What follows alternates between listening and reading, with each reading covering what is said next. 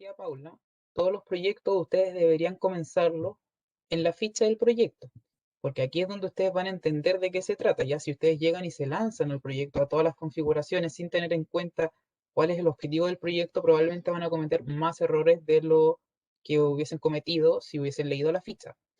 En este caso es importante que ustedes lean la descripción. Aquí se nos plantea que el problema es que Quimén es una ciudad pequeña, que los ciudadanos gastan mucho tiempo en los trámites presenciales porque hay mucha fila, mucho tiempo de espera, todo eso, y que por eso el alcalde está impulsando una revolución digital, ¿ya? Entonces, en base a esa descripción se nos plantean tres objetivos, que es modernizar la infraestructura tecnológica y desarrollar las capacidades digitales para el crecimiento de la ciudad, desarrollar e implementar una serie de servicios digitales que mejoren la calidad de vida de los ciudadanos y también impulsar un desarrollo sostenible e inclusivo en el cual todas las personas tengan un espacio de crecimiento, ¿ya?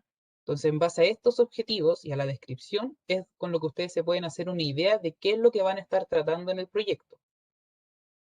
Después, cuando se les mencionan las fases dentro de la ficha, esto les va a servir más que nada para entender primero en qué fase nos encontramos, que obviamente esta es la primera, entonces nos encontramos en la fase de diseño digital, donde nos vamos a enfocar en la creación del diseño de la arquitectura tecnológica y la definición de los servicios, ¿ya? Entonces después, cuando entremos a implementaciones, cuando nos vamos a enfocar en cómo estos se van a realmente llevar a cabo en la ciudad, ¿ya? Entonces ahora, por ejemplo, tenemos que enfocarnos que lo que estamos haciendo es recién el diseño del proyecto. Después los interesados, como siempre, es muy importante que los lean porque les va a explicar y les va a dar a entender cuáles son aquellos interesados más importantes, ¿ya? Aquí siempre les dice que debe estar muy atento a y les mencione cuáles son por lo menos los tres más importantes, ¿ya? Y bueno, los consejos, como siempre, es bueno que los lean porque les va a permitir identificar con qué cosas tener cuidado. Les recuerda algunas cosas que ya les había mencionado sobre el tema del poder, el interés. También les recuerda que cuando ustedes finalicen el mapeo, si vuelven a entrar, les va a generar una penalización de 10 horas por cada movimiento que hagan, ¿ya?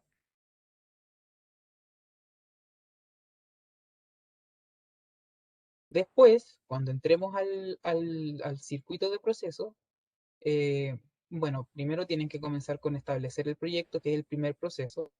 Y aquí ustedes se van a encontrar con dos técnicas. La primera es el alineamiento estratégico del proyecto y el segundo el alineamiento de la evaluación de factibilidad. Entonces aquí, estas dos estrategias, primero van a depender del enfoque con el que ustedes van a estar trabajando, pero tienen que tener en cuenta que primero estamos en la fase de diseño y que cada una de estas técnicas representa dos conceptos separados, un poco relacionados pero separados.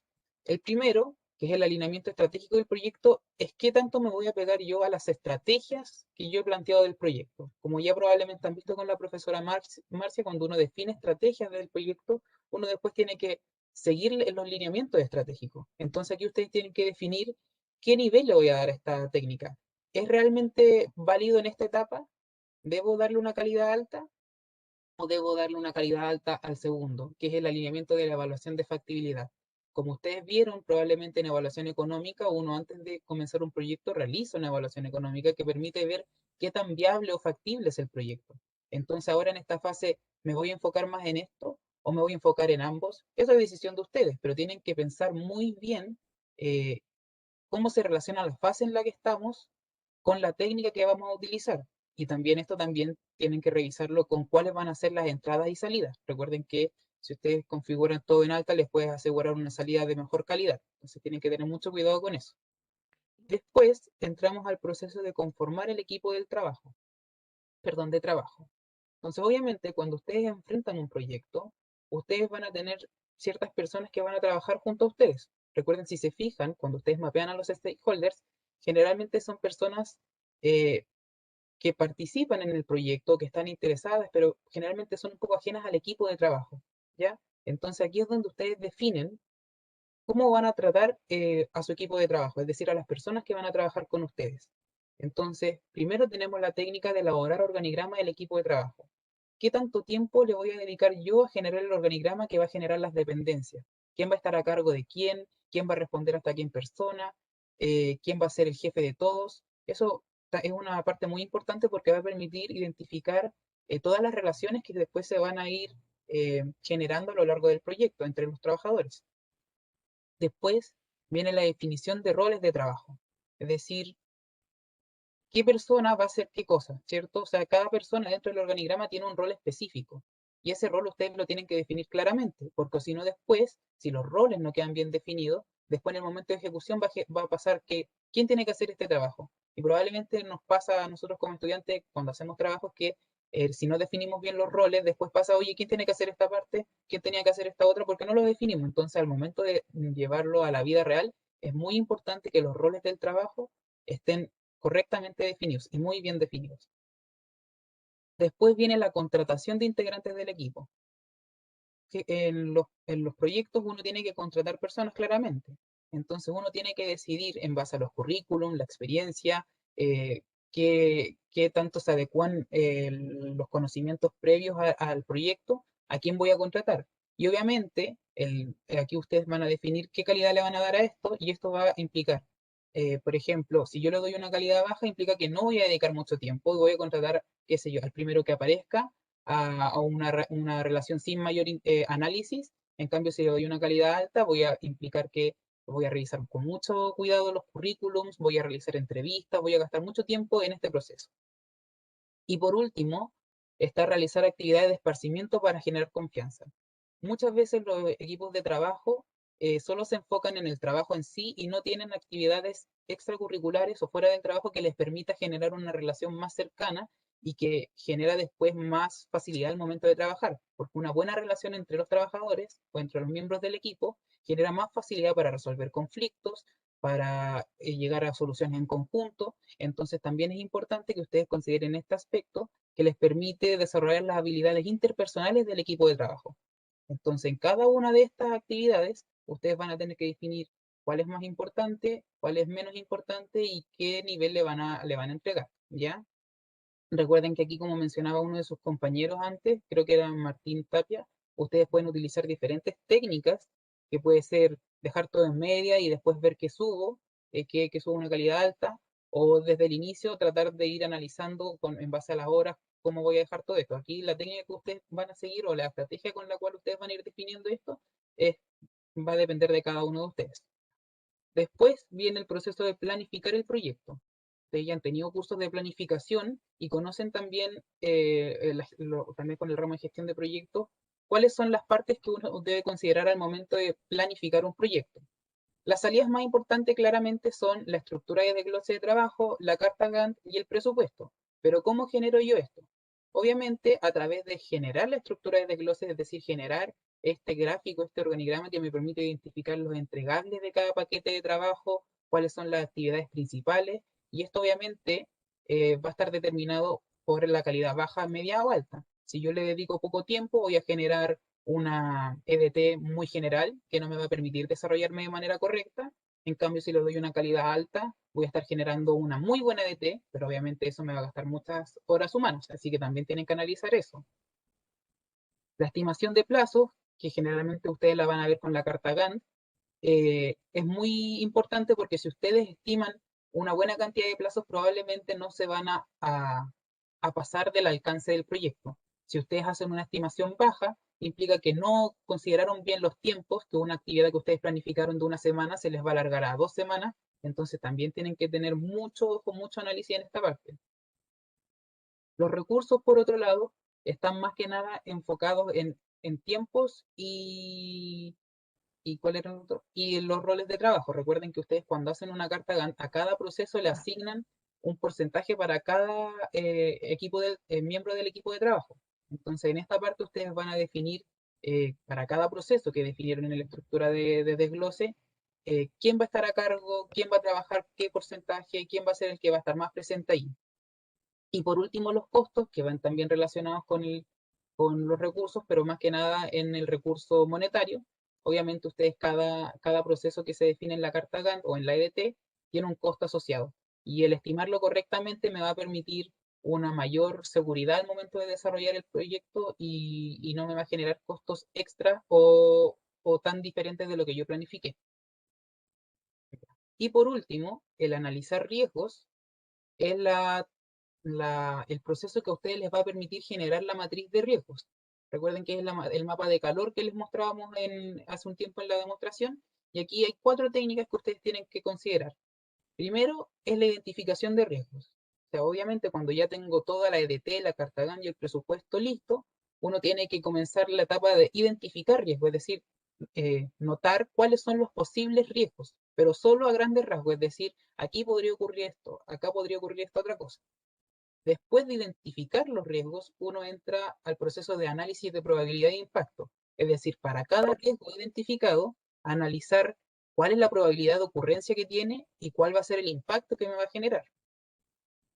Después de eso, de que yo haya identificado probabilidad de impacto para cada riesgo identificado, yo genero el mapa de calor, que es el mapa que se les va a mostrar después, donde van a poder identificar en qué cuadrante está cada riesgo. Y esto les va a permitir identificar los riesgos que tienen un mayor impacto y una alta probabilidad, aquellos que tienen un nivel medio y aquellos que tienen un nivel bajo.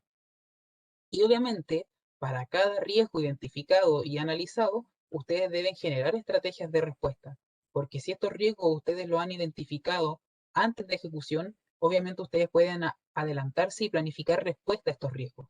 Entonces también es importante que aquí consideren qué nivel le voy a dar a estas estrategias, porque si planifico buenas estrategias de respuesta a riesgo, cuando me enfrente al riesgo ya voy a tener planificado qué hacer y probablemente voy a tener un menor impacto en las consecuencias. Por otro lado, si lo dejo en una calidad baja, voy a tener unas respuestas deficientes y no voy a ser capaz de satisfacer, de solventar o de solucionar eh, el riesgo de manera correcta.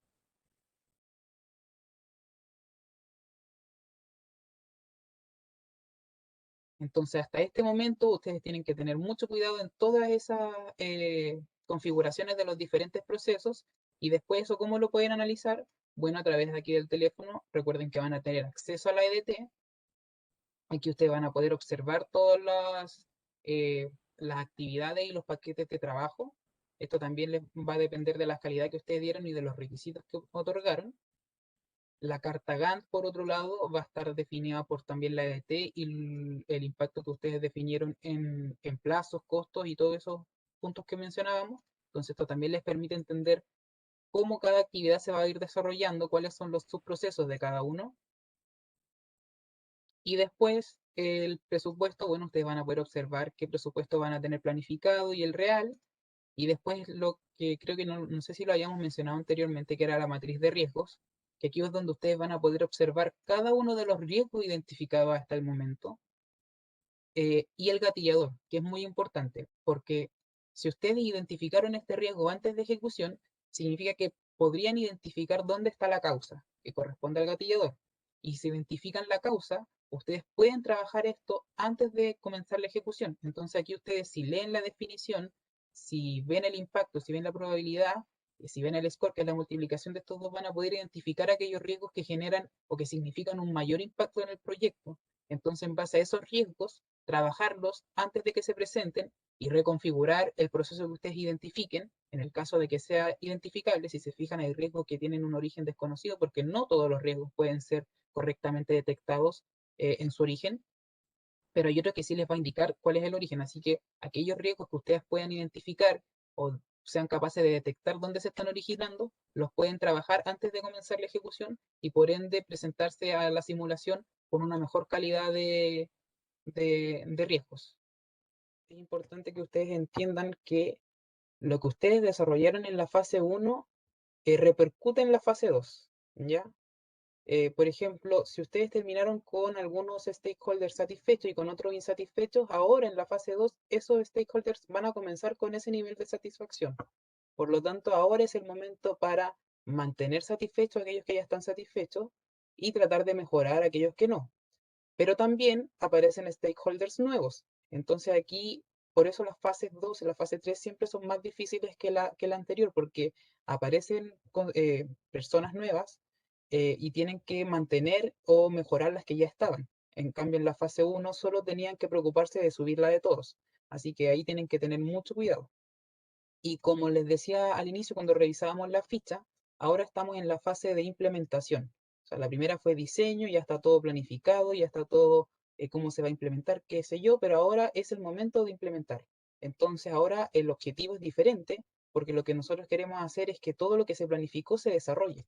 Entonces, eso también les va a hacer que ustedes tengan que eh, cambiar un poquito la perspectiva que tenían en la fase uno. Recuerden que en la fase uno nos estábamos enfocando más que nada en la generación de algo conceptual, pero ahora estamos implementando, por ende, tenemos que tener ojo con cuáles van a ser los requisitos de esta área, a qué herramientas y técnicas les vamos a dar importancia. Por ejemplo, en la primera fase, o sea, en el primer proceso, si se fijan, tenemos el mismo proceso, las mismas técnicas que en la fase uno, pero ahora ustedes tienen que preguntarse, si ya realicé el diseño y ahora estoy implementando, ¿me tendría que enfocar en la evaluación de factibilidad al mismo nivel que el alineamiento estratégico y dejarlos los dos en media, los dos en baja, los dos en alta? ¿O le doy más importancia al otro porque ahora estoy en la fase de implementación?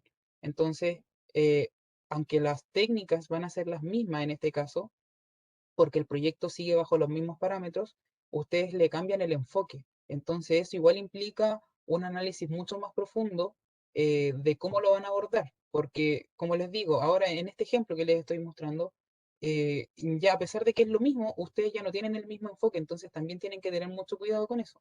Y obviamente aquí, como es una fase nueva, se tiene que generar de nuevo un acta de constitución. Recuerden que el acta siempre se genera cada vez que uno da inicio a un proyecto. Así que eso se va a volver a generar.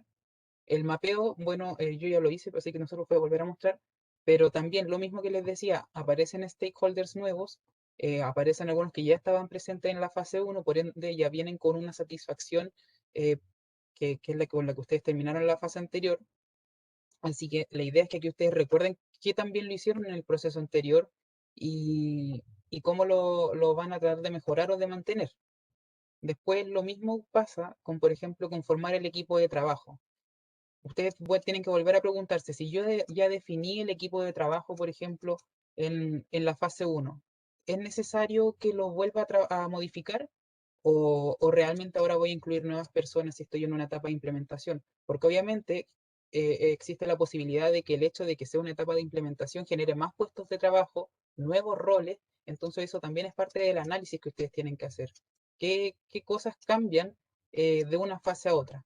Y eso genera cambios en las configuraciones que ustedes tienen que hacer. Yo aquí hice las configuraciones recién, las puse al azar y pues no he hecho el análisis como de fondo, pero eso es lo que ustedes tienen que hacer. Entonces, por ejemplo, si ustedes pensaban que en la fase de diseño era bueno realizar esta actividad de esparcimiento para que se generaran relaciones entre los trabajadores, si ya las generé, ¿será necesario que las siga trabajando? Entonces también todo lo que ustedes hicieron en la fase uno ahora repercute, ¿ya? Em, lo mismo que con el planificar el proyecto. Por más que sean dos fases seguidas, eh, la estructura de desglose es diferente. O ustedes pueden considerar que no, que es semejante. Entonces, también ustedes van a tener que tomar muchas decisiones en base como insisto, o sea, insisto, en la fase en la que se encuentran, ¿ya? Porque piénsenlo como bueno, no sé, como el caso de gestión de proyectos, que es lo que más cercano tuvieron a un poco a esto, el tema de planificación de proyectos, que ustedes cuando ven un proyecto, en el caso que ustedes hicieron, tienen diferentes etapas y cada etapa se trabaja de una manera diferente, porque en una etapa va a estar más presente cierto trabajador o cierto interesado, en otra etapa va a estar más presente las personas que, no sé, del nivel técnico en vez del nivel estratégico, entonces tienen que tener mucho ojo con eso.